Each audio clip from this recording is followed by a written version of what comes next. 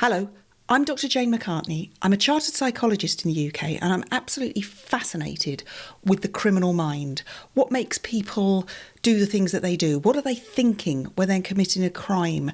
What is going through their mind at the point of planning the crime? All things criminal. And in this episode, I wanted to look at the case of Jane Andrews.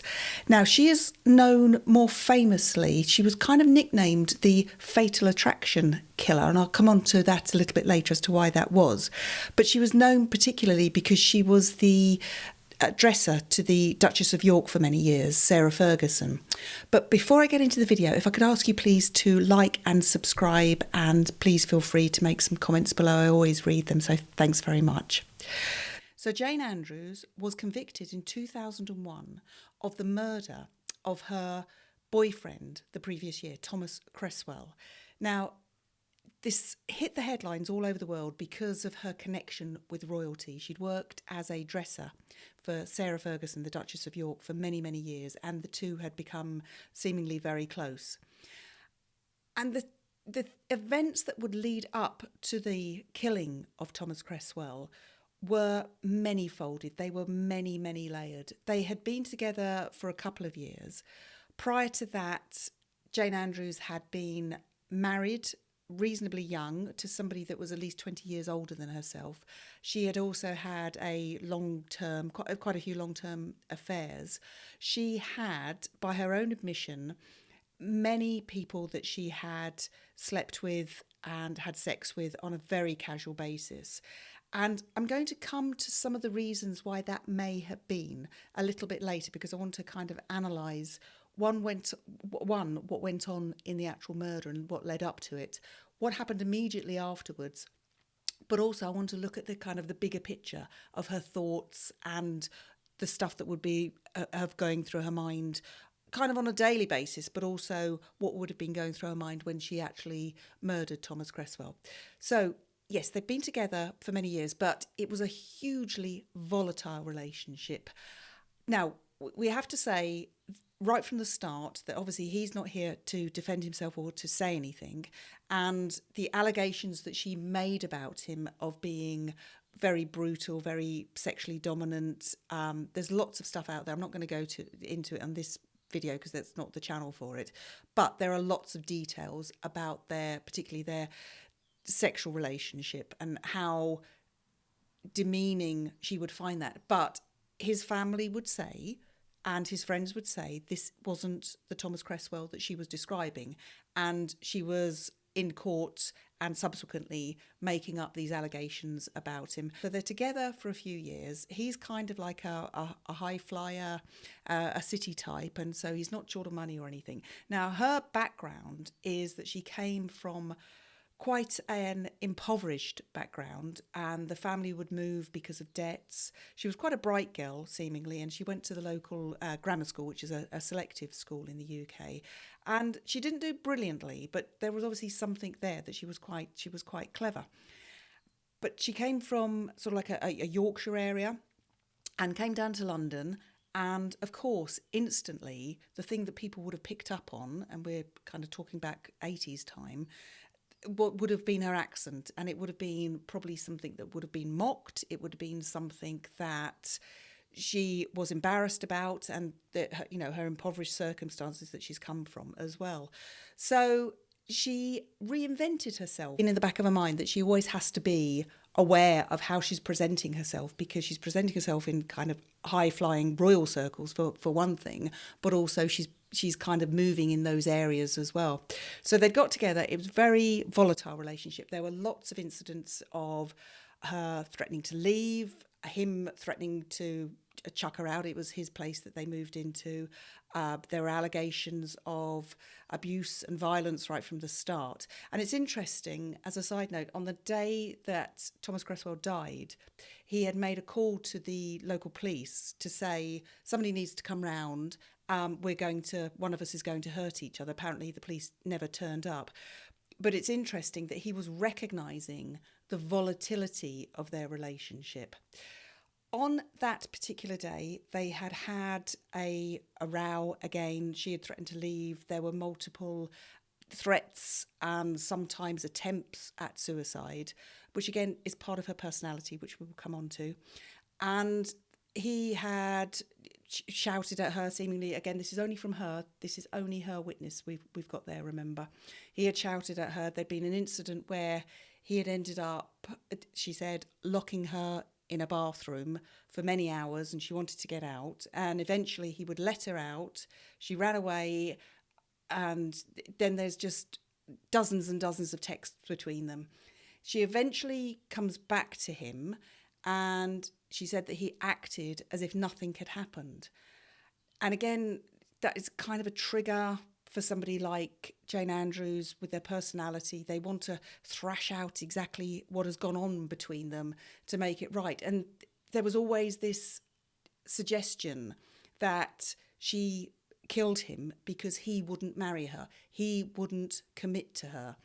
And she was a mutual friend who has been interviewed and has said things from his side and has said things from her side, has said he was the ultimate commitment phobe and she was the ultimate abandonment issues person. And that kind of toxicity going together and the volatile nature of their relationship right from the start. She would say as well that he would play games with her all the time, mind games with her, and she was very susceptible to having her mind played with as well. Again, remember, she's the only witness to the murder, and she said that he had started abusing her, mentally, physically, and seemingly sexually as well, but she wasn't going to have that anymore. And she had gone to the bedroom of their place armed with a knife and a cricket bat, which of course, is suggestive of premeditation. And when he started to try and attack her, she hit him first with the cricket bat, and then from her recollection, it's very blurry what happened next, but she just remembers him having a knife embedded in him. And she then left. She drove down to the southwest of the UK, quite a drive from London, and she was found a couple of days later in a lay-by, again having attempted suicide.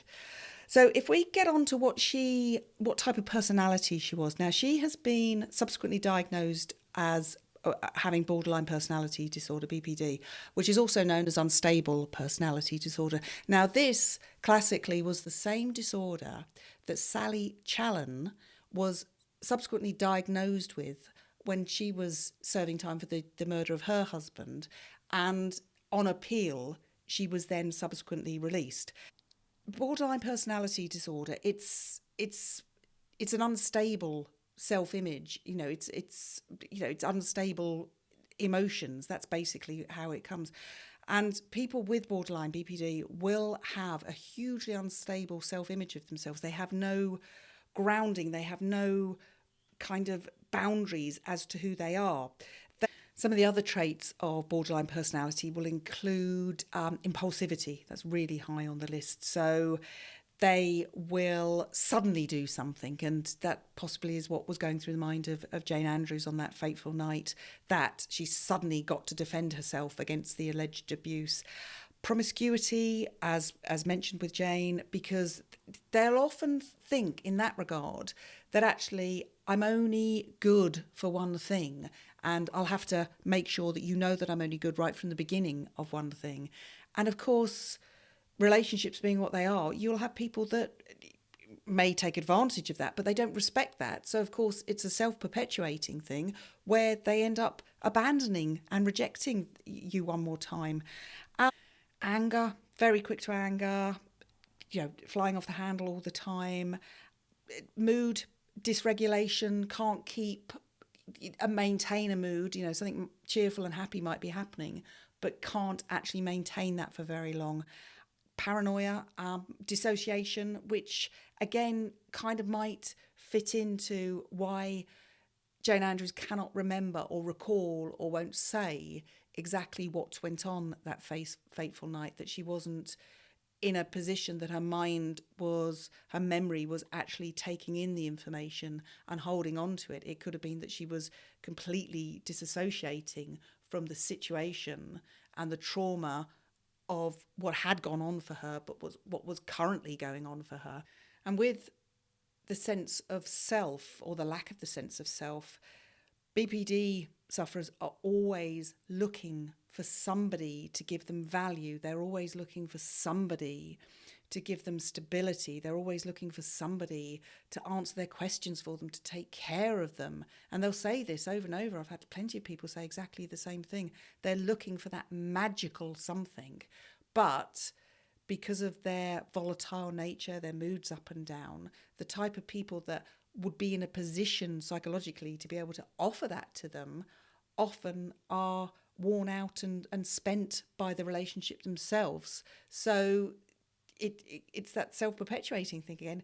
They can't take it anymore, and they end up ending the relationship, and the BPD sufferer thinks, there we go, that's my life all over. This big cycle of, I'll get somebody interested in me, it may be through sexual ways, I'll get somebody interested in me, and then they'll abandon me because I'm useless, I'm worthless. And everything that goes with that just kind of underlines how they feel about themselves. I think the one thing that characterises borderline personality disorder more than anything else is the fear of abandonment and the fear of being rejected. And as I've often said in my clinical room to people, this is everybody's number one fear, however we dress it up. We might call it fear of failure. But it's everybody's number one fear, to be rejected, to be found wanting, to be found not quite the right person. And this is very characteristic. The relationship that Jane Andrews had with Thomas Cresswell is hugely characteristic of somebody with borderline personality disorder, that they're in and out of the relationship. I love you, I hate you. They will have affairs. That she said when she was married originally, that she admitted to having lots of affairs that first time. She said to Thomas Cresswell that she'd also had affairs. So that, I'm just giving you that very brief breakdown of some of the characteristics of borderline personality disorder, but the top one being the fear of abandonment, the fear of rejection. So to answer the question, what would have been going through her mind when she killed Thomas Cresswell, would have been utter confusion. There could have been an element of revenge, of course, but utter confusion. They've broken up, they've split up, and they've got back together again, and they've done this dozens and dozens of times, and it must have been utterly exhausting for her as well, for both of them. And it's often these relationships can go on for years.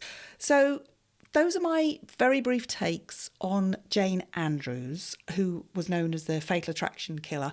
So what she would have been thinking at those times would have been confusion. I've got to get out of this relationship, but I don't want to get out of this relationship, so I'm confused by that. Terror. I'm defending myself against your attack yet one more time, this alleged attack yet one more time, and I've got to do something about it, and this time I'm ready for you. And that's where the premeditation to the murder would have come in. So it's a bit sketchy, the actual whole thing about when she actually killed him and what her thoughts were when, presumably her thoughts would have been, I'm going to protect myself if I'm bringing a knife and a cricket bat up to the bedroom. So, but maybe she had done that dozens of times before. Who knows?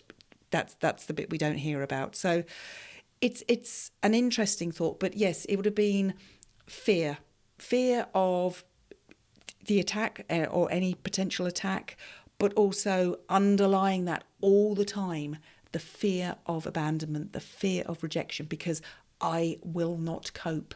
If you reject me, then I will not cope. And I have no resources, I have no boundaries. And yet here is somebody who's got characteristics of being able to function in a very demanding and a high pressured job. So it's an interesting juxtaposition between those characters of Jane Andrews. Thank you ever so much for watching. I'll be along again with another Psychology of Crime video. And until then, if I could please ask you to like and subscribe, and please do comment. I'd be really thrilled to hear what you've got to say. And until next time, thanks very much and goodbye.